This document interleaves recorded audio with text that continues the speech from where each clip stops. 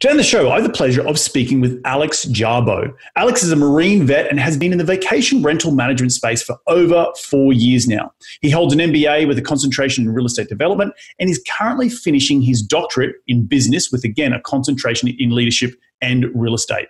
He's a host of the YouTube channel called Alex Build, where he details how anyone can build their own unique vacation rental portfolio. And in today's episode, we're going to go dive deep into the pros and cons of owning vacation rentals and how you as the listeners can get started in the industry today with the expertise of Alex. So I'm really pumped and excited to have him on the show today to share his incredible knowledge with us.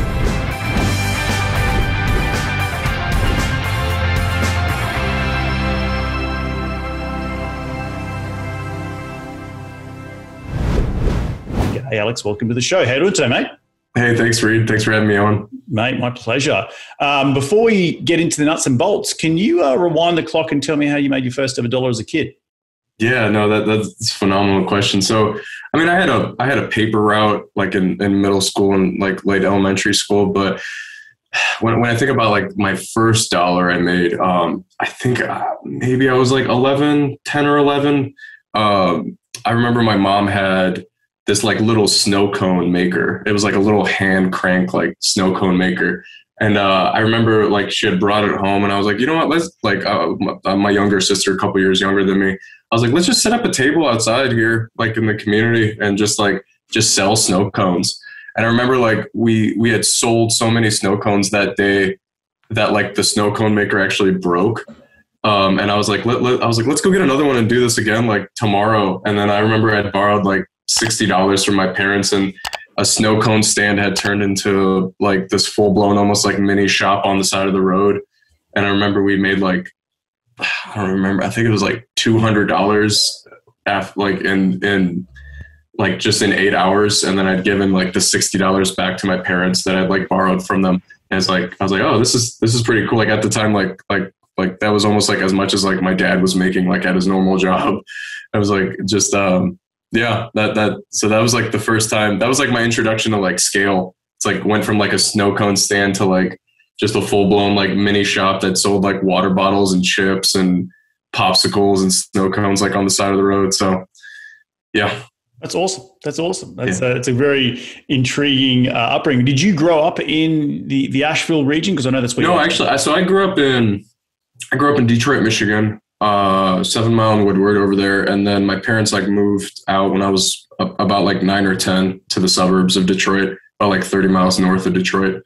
Lived there till I was about, I think like we lived like 20 miles north of Detroit up until I was in high school. And then I joined the military from there. So Nice.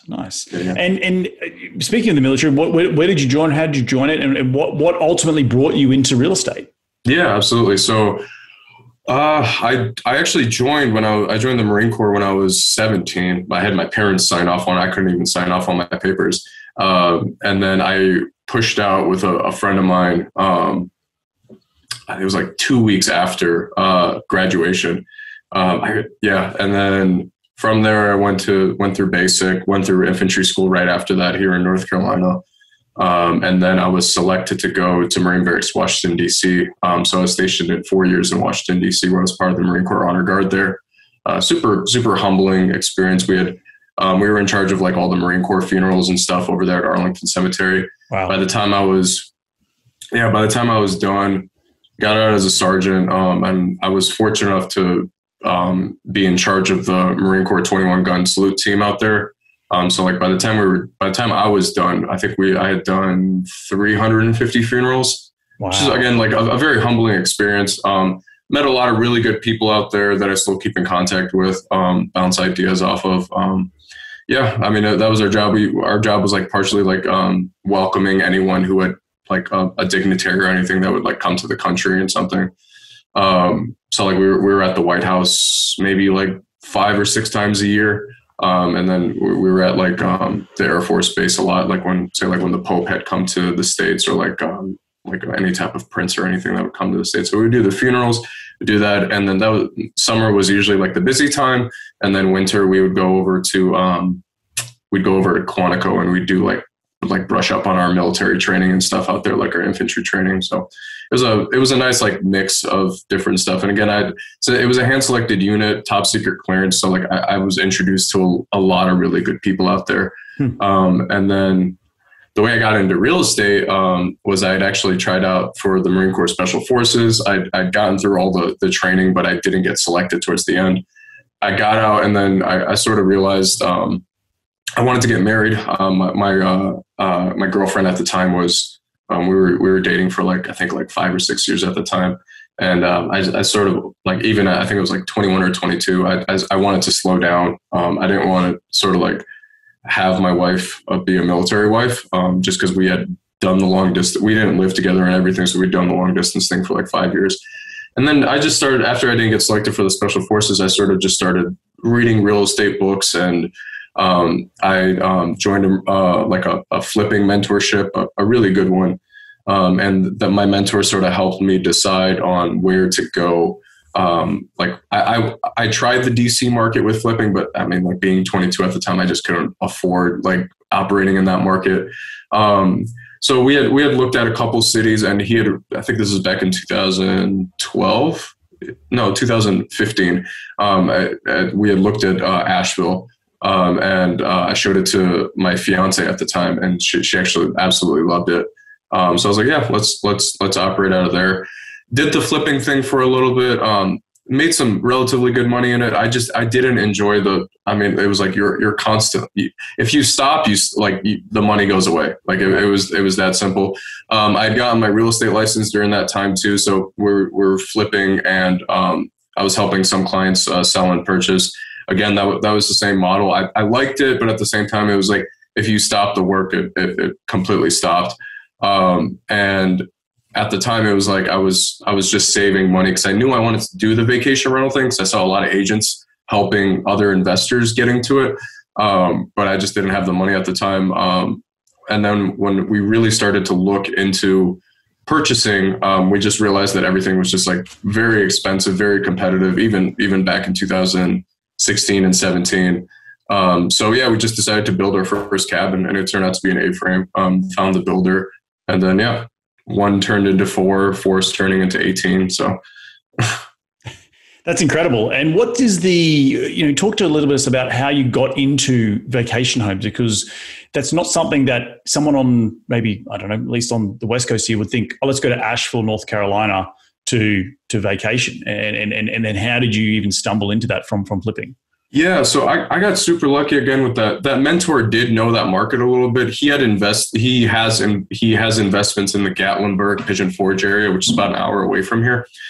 And I wouldn't say Asheville at the time was starting to get big, because it was already pretty big, like with what we're known for and stuff. He had some family who had lived here, and he had just shown me some pictures of it, and I'd come down here when I was still in the military just to check it out. Actually, I absolutely fell in love with it. I grew up in big cities my whole life. Like I lived in the DC area for 4 years, and then I lived in Detroit for most of my life. So I was used to a big city. I didn't want to move back into a big city. And Asheville is sort of like in the middle of that, where it's a small-ish city, but it still has a relatively big downtown. And I mean, just the landscape here is absolutely beautiful. We're in the Blue Ridge Mountains. And it wasn't as expensive, and it still isn't as expensive as like the Gatlinburg, Pigeon Forge area.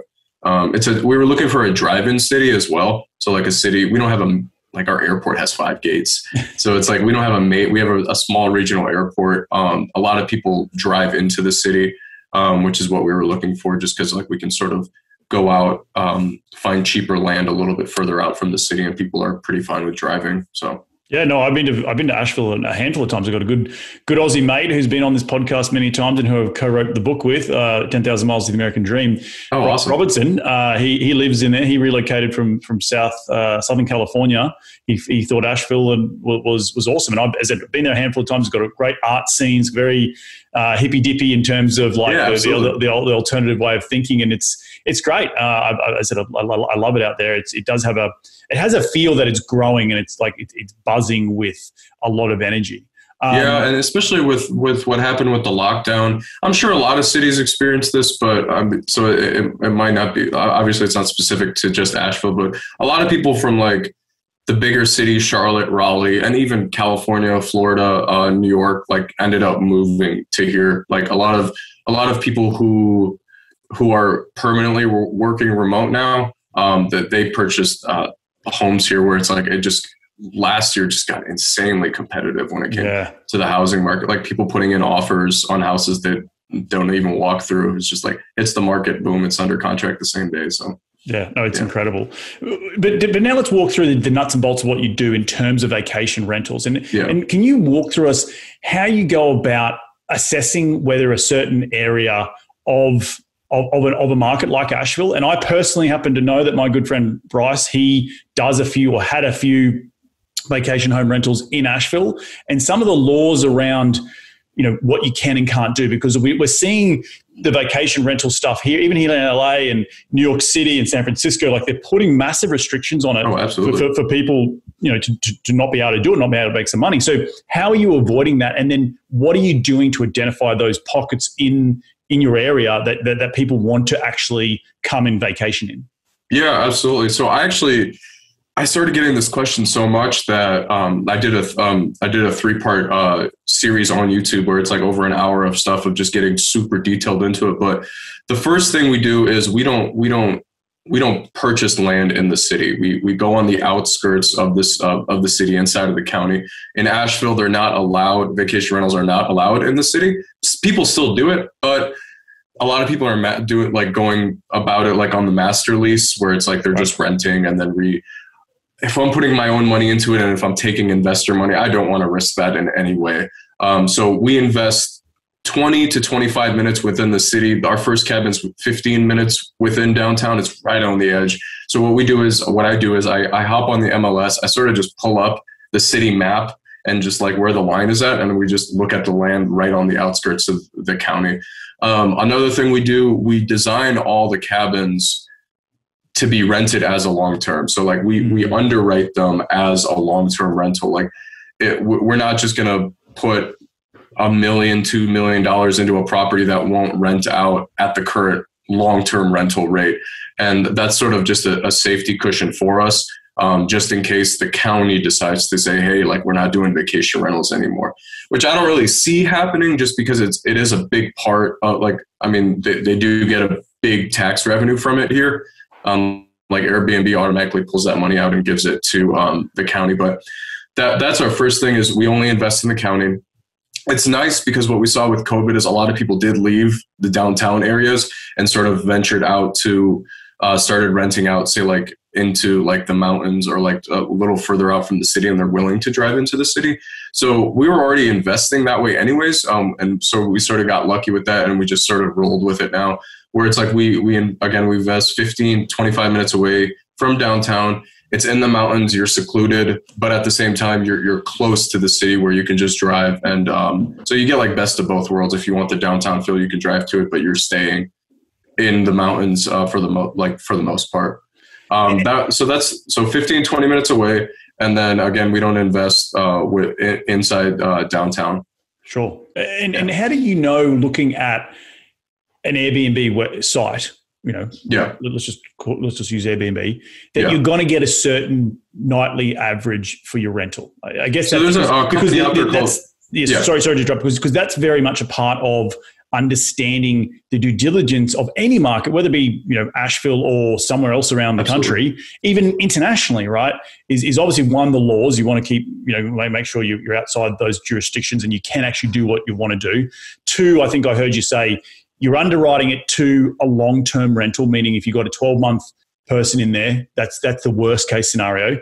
And then three, the third question now we're coming to is how do you go and look at that nightly average for a rate? How much are you going to charge, and how occupied will you be throughout the month, any given month?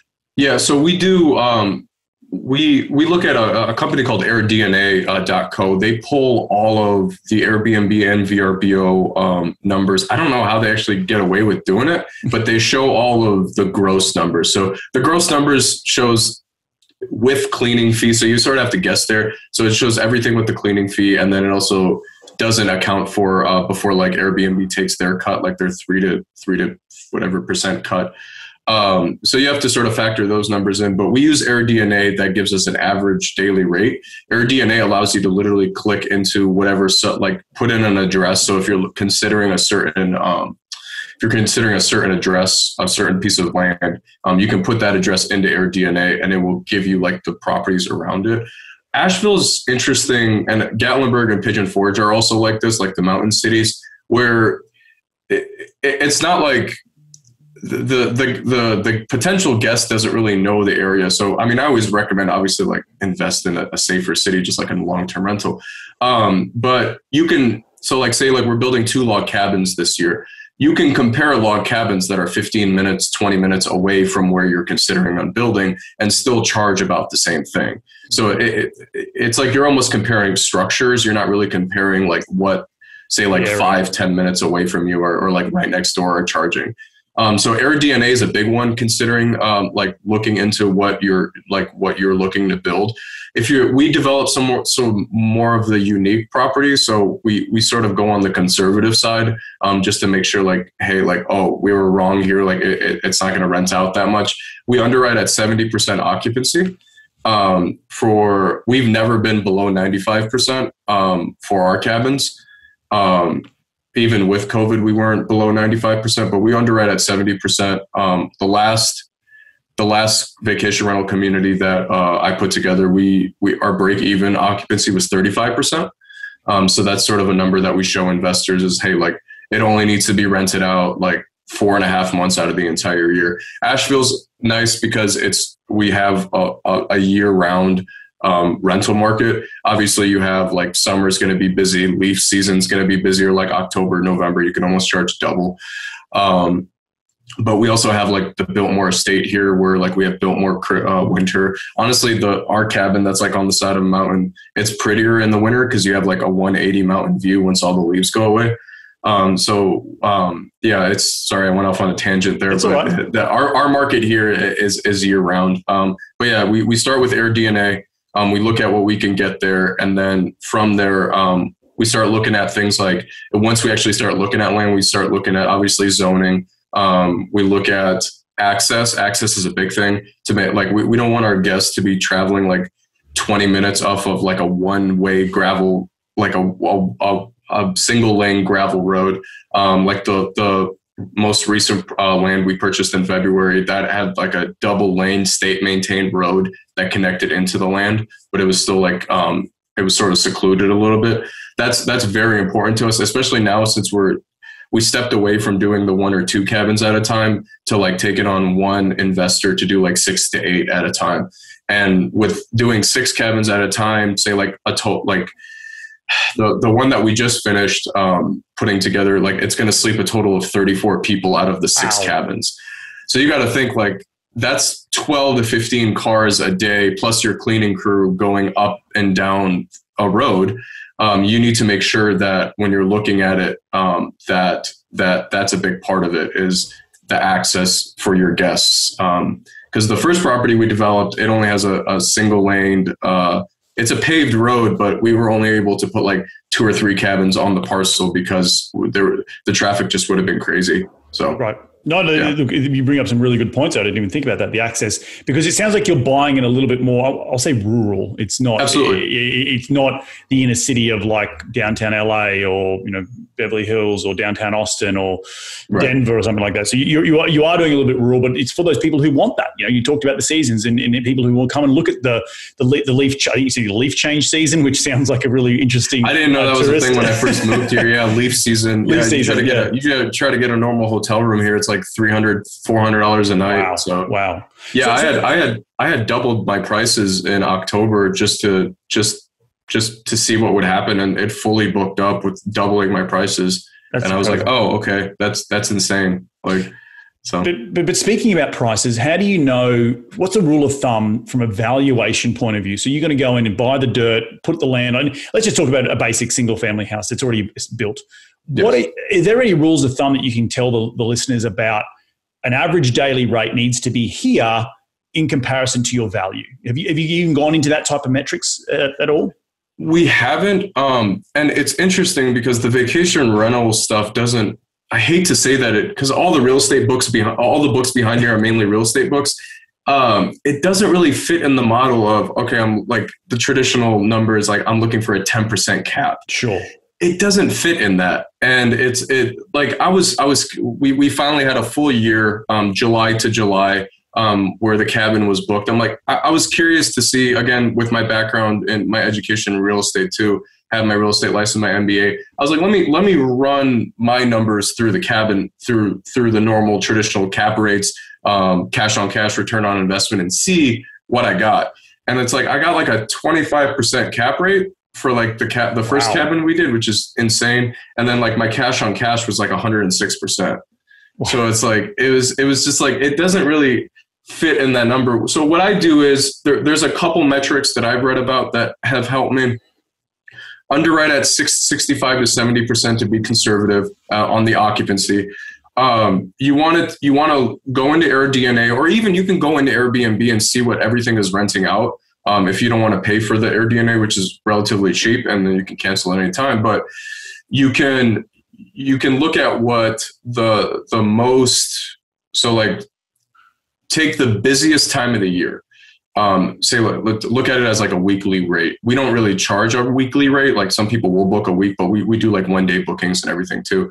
But take the busiest week and then out of the year, and then say if it books for $5,000 a week or something like that, $2,000 a week, multiply that over 15 weeks, and then see if you can break even on that number. I hope that makes sense. Yeah. So it's like that's one way of doing it. I'm just going to ask a few questions here. 15 meaning just because 15 weeks. So take the busiest week. Take the busiest week that out of the calendar. Say like you look at AirDNA and see what that would charge. Multiply that over 15 weeks, and 15 weeks is almost like your break even number. Is you want to be able to do that. That's one way of doing it. That's how I originally did it. Another way, a simpler way of doing it, is honestly taking all of the weekends, and so like Friday, Saturday, Sunday, taking that number, say if it rents for like $250 a day, multiplying that over 3, and then so like Friday, Saturday, Sunday, and then multiplying that over 4, so like the whole month. Yep. That can also be your break even number. Like your weekends should be able to cover all of your bills for the rest of the month. Yep. And that one's another metric. Both of those metrics have held pretty firm for us, like have worked out pretty well for us. Yep. No, that's good. That's great. And thank you for breaking that down. Maybe we could go into the expense side of it, because people would also like to understand what are the expenses in a vacation rental. I know you mentioned cleaning earlier on, but what, you obviously got your mortgage, but what other things maybe you can list those out for the listeners? Yeah. And a lot of it is similar to the long-term rental side. We're doing new construction. So we sort of have the luxury of not really worrying about maintenance the first 4 to 6 months for the most part. Obviously pests are a big one. When it comes to like expenses that are specific to vacation rentals, we like to leave out like free popcorn and free snacks for the guests. We actually go over to Trader Joe's and get like a good cheap bottle of wine that we leave out for the guests, like a $5 to $8 bottle. That makes a world of a difference, especially if like we say if the cleaning crew like didn't do the best of job, which rarely happens with us. But yeah, cleaning's another big one. I would say the cleaning crew is probably the most important part of your business when it comes to like scaling. We don't handle our own cleaning. We push that out to a company that specifically deals in vacation rentals. And then we just charge the exact fee to the guest. So we don't take any of the cleaning fee, and then we sync our calendars with the cleaning company. So I don't have to talk to anyone when it comes to our calendars and stuff. So, and the cleaning crew is incredible because you want to find a cleaning crew that will like send you pictures of like damage. So like say like my wife and I were recently in Mexico a couple of weeks ago, and there was like minor damage that happened in the cabin. She sent me a picture and I sent it directly to Airbnb to just show them. So it's like that's a good thing to have. Just the cleaning crew is probably the most important part. I don't want to handle that side of it currently. Maybe I will down the road, but yeah, cleaning crew, maintenance, just having like maybe a part-time maintenance person. Messaging is a big one. We actually use a plugin that probably automates 75% of our messaging, and which has been super helpful too. Awesome. That's a great rundown of all the things that need to run this business successfully. But talk about the scale part of it. Like, are you trying to, what's hamstringing you right now? Is it equity? Is it finding the deals? Are you trying to expand to other markets? Like, look, what are you doing in order to help you scale the business? Yeah, that's a phenomenal question, because I think about that all the time, and it changes. Like, as your business evolves, sometimes like the financing might be a little bit more difficult. I would say right now, the hardest part is I've sort of stuck to my guns of only taking on one investor per community. So I probably take 5 or 6 calls a week when it comes to someone wanting to invest with us. But they're only looking to do 1 at a time or 2 at a time. And I'll probably push them off to like a real estate agent that can help them with that, and also a management company that can sort of take over the property for them. But I would say the biggest thing right now is finding investors to put up all like the initial capital to do six cabins. We're not really we have a lender that is super vacation rental friendly called Host Financial that will do debt service coverage ratios based off of projected Airbnb numbers, which is phenomenal. So they'll go into AirDNA and do the debt service coverage ratio off of the numbers that AirDNA shows them, which is awesome, because like trying to convince like a local credit union to try to do that, I've tried, at least here in this market, and it doesn't happen. So that's on the new development side. So yeah, like to answer your question, it's just finding the right investors to work with. It's been really nice to sort of talk to investors that have done like mobile home parks, multifamily, that are now interested in vacation rentals, because they're a little bit they see like the cash on cash, the cap rates, and they're a little bit more open to it. It's just finding the right investors to go, hey, like I'm only doing 6 at a time. I'm only doing 8 at a time right now. Like I'm sorry, like it's going to be this much, and I understand that. Like for me to ask like for a $400,000 initial investment from someone I've never met before, that might be a pretty big ask. But yeah, that's been the biggest thing slowing us down, is just that piece. Is sort of, we're not looking into syndicating right now. We're taking on like 5 or 10 investors for one community. It's more like a joint venture deal per. So that's been the biggest thing. It's just that. And what about the financing? You mentioned that briefly. Who are you going to for? Who would you go to for an existing property? Like for the listeners out there who are looking to get involved, you're doing the development. You're doing brand new houses, which is a more advanced strategy in the vacation rental space. But if you're just going to go out and buy one of these things, it's not your primary residence. Who are you going to? What people? What banks will actually say, hey, fund this? Yeah, absolutely. So Host Financial is the one we use for development, but they originally started with just doing normal vacation rentals.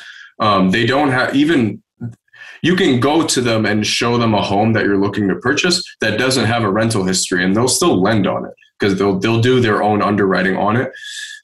So yeah, Host Financial. Another really cool strategy is a lot of people who don't live in the market that they're investing in will just do a second home loan, like a vacation home loan, and they'll just delegate the management to a local vacation rental management company. That's a very popular thing that a lot of investors that I talk to, I sort of push them towards that area, because a lot of, I mean, you can just Google that, just like a bank that does a second home loan, and you can get some pretty good terms if you're looking to like get some pretty high debt. Like I've seen like lenders do 85 to 90% like on that. So you're only putting 10% down on a cabin. The hard part is just finding it. It's just finding a home that you're not overpaying for. So. Right. No, that's interesting. And I assume you'd have all your systems set up to find those homes right now. And is that maybe part of the reason or the outcome of this hot market that you're having to go down the path of development?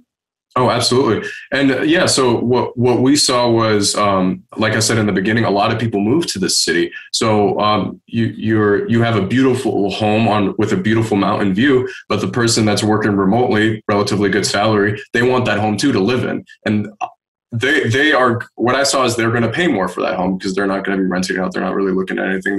They want to live in it. You have people like, I know you're in the California market or you live there. It's like purchasing a $1.5-2 million home in California is pretty normal. Here, you're in the luxury market here. So those numbers, that's the competition is what caused us to shift into the development side. And we just had more control over it. You had mentioned like, what's the difference between like a long-term rental and like a vacation rental? Like we were able, like with designing a vacation rental, we can design them to the specs of a vacation rental. We can include a maid closet. We can include stuff like, include stuff that's like specific to vacation rentals when we're developing these cabins as well. So. Awesome stuff, mate. Well, look, we're coming to the end of the show here, but before we get into the top 5 investing tips, what do you got planned for the next 5 years with the business? Where do you want it to go? Yeah, man. So right now we're doing. I want to do 18 next year. We already have the plans for 12. That's going to happen. I'm looking to get to 50 cabins in the next, I guess, couple of years now. That was sort of like my 10-year goal. And then once I started doing the YouTube channel and people started approaching me, I was like, oh, and I found the right lender. I was like, okay, it's definitely possible to scale this. So yeah, that's sort of where I'm looking to take it. We would like to get into other markets right now, but I'm pretty confident with developing unique cabins that we can get to like the 40 to 50 cabins in this market. I'd love to get into the Gatlinburg Pigeon Forge market. That one's a little bit more saturated right now. Like a lot of people are going in that area. I love the Nashville market. Nashville's a little strict on the vacation rentals, but it's got a pretty rich culture there too. So awesome stuff, yeah, man. Well, I wish you all the best of luck. But at the end of every show, we like to dive into the top 5 investing tips. You ready to get into it? Let's do it. Mate, what's the daily habit you practice to keep on track towards your goals? Yeah, I would say the biggest one, man, is the Miracle Morning by Hal Elrod. I've been doing that since I was like 19 years old. That's been a game changer, and I'm super looking. I've never seen him speak live. The Bigger Pockets conference that's hopefully still happening in New Orleans. He's going to be speaking there, so I'm super excited to see him live. But yeah, the Miracle Morning. I recently started doing like the Wim Hof method with the meditation and the Miracle Morning. That one's been kicking my butt, but that's been helpful too. Mate, I do Wim Hof every single morning. It's awesome, fantastic. The breathing is incredible. I'm actually, just to reflect back, I'm a surfer. And so learning to hold your breath for longer periods of time is really, really important. So yeah, when I was in the Marine Corps with the Special Forces stuff, like when you do like the drown proofing stuff, like diving into like 16-foot pools and stuff, I did that sort of a little bit. We were doing the Wim Hof method without knowing what it was. But yeah, I would say Miracle Morning and Wim Hof are the two right now. Awesome. Question number 2 is, who's been the most influential person in your career to date? Yeah. So I would say actually that person comes recently, Paul Moore from Wellings Capital. Yes. I know Paul very well. Oh my gosh. Yeah. Paul's got one of the biggest hearts out of anyone I've ever met. We sort of have a weird, so he's originally from Michigan, in the area that I sort of grew up in. I got my MBA and my doctorate from Liberty University, and he lives right in the same. He lives in Lynchburg, Virginia now. His book, The Perfect Investment, sort of talks about. They did a case study. I've read like 100 real estate books, and Asheville's never been mentioned even in the top 50 list. And that book had done a case study on Asheville. And I was like, I got to talk to this guy. Like, we have like so much weird things in common. And he had sort of just taken me under his wing recently and introduced me to some people. And he's just got a phenomenal heart. He's very knowledgeable. He's a go-getter. And yeah, I would say Paul Moore. Yeah. I know Paul. I've known Paul now for over 5 years, and he's a personal friend of mine. And you're right, he's got a heart of gold, and he is just always willing to help out others. And he wrote an incredible book, as you just mentioned. So for those people listening to the show, definitely, if you're interested in reading that book, get your hands on it. The Perfect Investment by Paul Moore. Question number 3 is, what is the most influential tool in your business? And when I say tool, it could be a physical tool like a phone or a journal, or it could be a piece of software that you just can't run the business without. What is it? And that's another recent one. That's a phenomenal question. We recently found a company called StayFi. And what StayFi is like, imagine when you go into an airport, a gym, you have to check into the Wi-Fi to use it, put your email address in. There's a company out there that does that specifically for vacation rentals now. Super cheap. It's like $6 a month. The equipment costs like $100, but it email captures everyone's email address in the vacation rental, and then we remarket to them off of that. So what you had asked me earlier, like what my goal is with my business, it's to specifically come off of Airbnb and VRBO and be exclusively like direct bookings, especially with like Airbnb and VRBO recently raised their fees. Like I probably get an email at least once a day, or a message at least like once a day about like my prices being too high because of the service fee that we can't control. So I've recently found out that sort of taking them off of the Airbnb platform eventually. So they'll book with Airbnb, we get their email, and then we remarket to them to our own website, which we're building right now. So that's been the biggest tool is StayFi. Awesome. Yeah. Never heard of it, but it sounds like an incredible thing to capture those. Keep building that list, baby. Building a list, and you're getting paid to build that list. Like they're staying with you. Your marketing's already there. Airbnb's already doing the hard stuff for you. So awesome stuff. Question number 4: in one sentence, what has been the biggest failure you've had in your career, and what did you learn from that failure?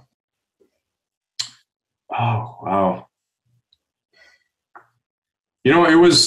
I would say the biggest one. So I had joined the Marine Corps wanting to be I've never spoken about this either. I had joined the Marine Corps, wanted to do the Special Forces. Once I didn't I trained 4 years for that. And then 2 years prior to that, the biggest failure was not getting selected for the Special Forces.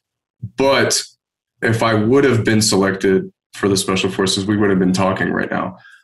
So it's definitely, that was probably my biggest failure, was like something I prepped for 6 years for that didn't end up happening. And the way the Marine Corps Special Forces is, you cannot go through the training again to try out again, because they do a whole bunch of like mental stuff that's like they want to see how you react to stuff that you're not used to. So my biggest failure was not getting selected for that, but it also, I would have never gotten into vacation rentals if it wasn't for that, because that's when I started picking up real estate books. So my biggest failure is the reason why I'm here today doing this. And I was actually writing about it last night to myself. I was like, man, that my biggest failure turned into like my biggest blessing. So that's awesome, man. That's such an incredible,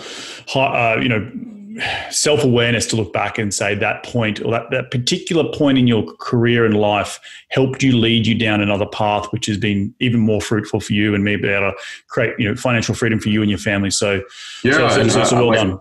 I hope anyone who's like listening, is like going through a crappy failure right now, like that, it's probably like, if you play it right, it'll probably branch into something way bigger than you ever imagined, which is where I'm at right now. So that's awesome. That's awesome. Yeah. Final question is, where can people reach you to continue the conversation? They want to be in your sphere. Where do they go?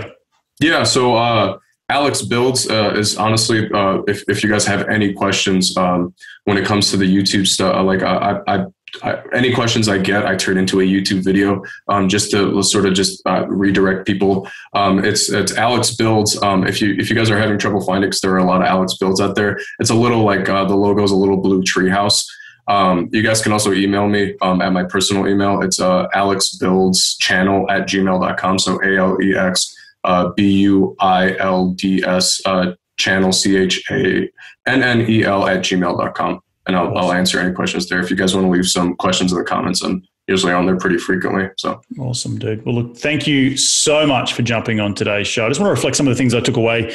I think it's really interesting to hear how the vacation rental space is changing. Knowing from a personal point of view, I've been going to Asheville. I've seen my buddies, Bryce's, places and just understanding the numbers behind it. But you mentioned 25% cap rates. It's just incredible. And there are opportunities out there, and you're not in the downtown core. You're out in the sticks, when people are still wanting to come out and do that. So I think that was a really big takeaway for me. I think like little things like the StayFi are so important, but also talking about like airdna.co, like that's things that you can go on today and look for real-time data if the listeners out there want to go out and start looking at deals. So really, really incredible stuff. Did I leave anything out?